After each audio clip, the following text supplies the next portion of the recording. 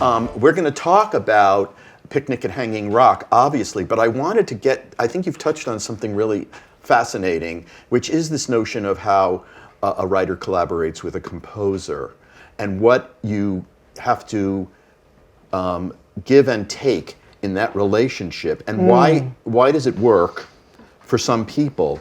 What are the sensibilities that make for a proper and successful collaborative relationship between someone is a music mind and someone who has a word mind, even if there are some overlaps?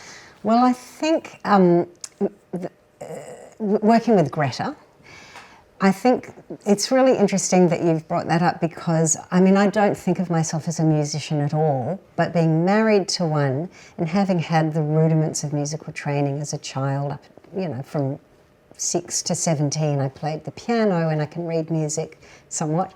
And Greta is an incredible lyricist in her own right. So she I've heard her wonderful songs. Yeah, so she's comes from a singer-songwriter background, and so she's very attuned, and she's taught me so much actually about lyric writing. Very interesting. Well. So maybe that's part of it. I think so. It's being able to take something for yourself from your partner. And I think we know enough about each other's languages, to respect each other's autonomy in those places, but also to be able to ask questions and make suggestions about each other's work. Where'd you meet her?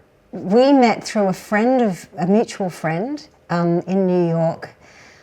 I think it must have been about 99 or 2000. So some time ago. Yeah, a long time ago. And we didn't write together. We were friends, and we hung out together when I still was living here.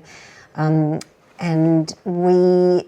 had written a children's book called Alphabetical Sydney when I got back to Sydney, title. Which is actually a picture book in verse.